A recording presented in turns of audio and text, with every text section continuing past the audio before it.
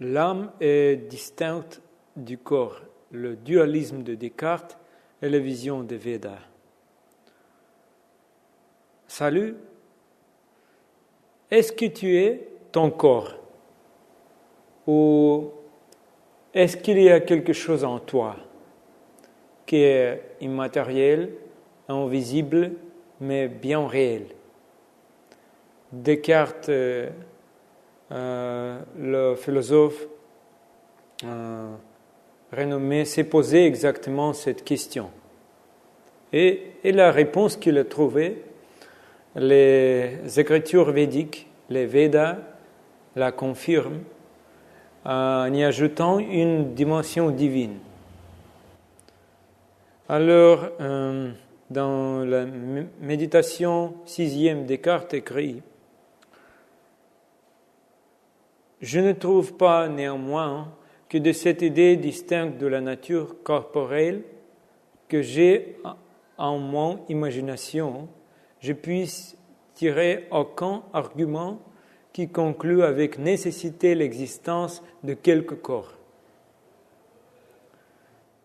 Et quoique peut-être, ou plutôt certainement, comme je le dirai tantôt, j'ai un corps auquel je suis très étroitement conjoint.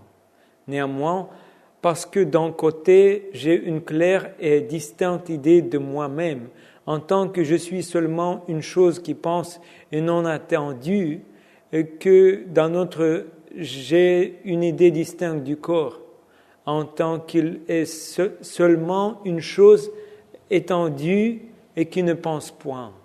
Il est certain que ce moi, c'est-à-dire mon âme, par laquelle je suis ce que je suis, est entièrement et véritablement distincte de mon corps, et qu'elle peut être ou exister sans lui. » Voilà, pour lui, l'âme, c'est-à-dire l'âme, ce moi qui pense, n'a pas besoin de matière pour exister. Le corps peut se détériorer, mais l'âme, elle, reste. C'est ce qu'on appelle le dualisme cartésien. Deux substances, le corps et l'esprit, fondamentalement différents. Les écritures védiques affirment exactement cela, mais avec encore plus de clarté. Voici ce que dit le Bhagavad Gita. Vasamsi jirnani yatha vihaya navani grihnati naro parani. De même qu'on se défait d'un vêtement usé pour en revêtir un neuf, l'âme abandonne l'ancien corps devenu inutile pour en prendre un nouveau. Que l'âme distincte change de corps est en fait reconnu. Même la science moderne, qui ne croit pas en l'existence de l'âme, mais qui simultanément ne peut expliquer d'où provient l'énergie émanant du cœur, est obligée de reconnaître les continuelles transformations du corps, enfance, adolescence, maturité, vieillesse. Ensuite, le changement se poursuit dans un autre corps, comme l'expliquait le 13e verset de ce chapitre, le 2e chapitre du Bhagavad Gita. C'est par la grâce de l'âme suprême que l'âme distincte est transférée d'un corps à l'autre. Elle comble les souhaits de l'âme infinitésimale, tout comme on satisfait les désirs d'un ami. Les Védas tels, la Mundaka Upanishad, le Shvetashvatara Upanishad comparent ces deux âmes à deux oiseaux liés d'amitié et perchés sur un même arbre. Alors que l'un d'eux, l'âme infinitésimale, goûte les fruits de l'arbre, l'autre, Krishna, l'âme suprême, l'observe. Ces deux oiseaux sont de même nature, mais l'un est captivé par les fruits de l'arbre matériel, tandis que l'autre se contente d'observer le mouvement de son ami, Samane Vriksha Purusho Nimagno. Des deux oiseaux qui vivent sur le même arbre, seul celui qui en goûte les fruits se désole et s'angoisse. Toutefois, si par bonheur il se tourne vers le Seigneur, son ami, et vient à connaître ses gloires, ses souffrances et ses angoisses disparaissent. Et aussi, dans le 13e chapitre de Bhagavad Gita, le vers numéro 34, Yatha prakashayat veka kritsnam lokam imam ravihi. Ô descendants de Bharata, semblable au soleil qui illumine à lui seul la totalité de l'univers par sa seule présence.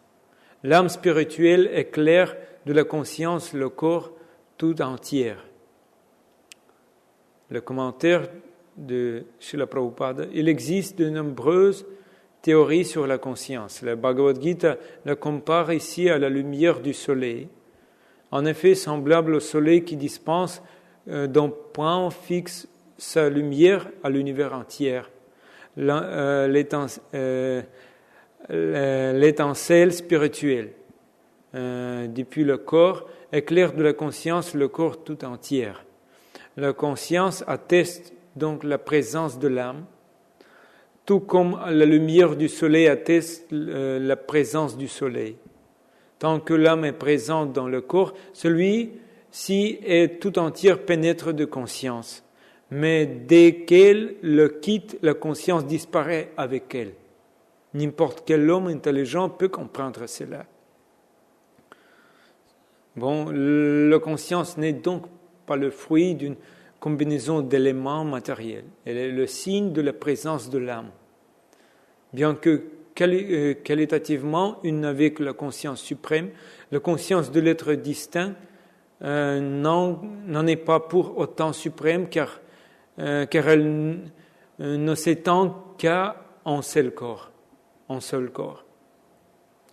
Par contre, l'âme suprême, compagne de l'âme distincte, est sise en tous les corps et consciente de chacun d'eux.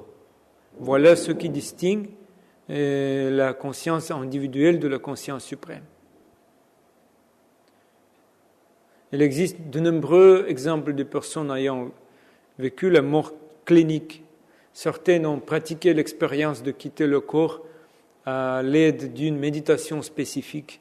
Ainsi, une personne peut être convaincue par sa propre expérience qu'elle n'est pas ce corps et que l'âme existe. Donc, Descartes a vu juste, notre pensée ne vient pas du corps, mais d'un principe plus profond. Mais là où il s'arrête à l'âme individuelle. Les écritures védiques, les Védas, vont plus loin. Ils parlent aussi d'un lien éternel entre cette âme et le divin.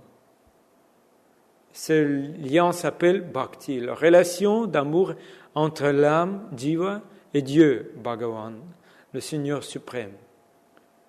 Si tu n'es pas ton corps, alors, qui es-tu vraiment? Et pourquoi es-tu ici, dans ce corps-là, à ce moment précis de l'histoire?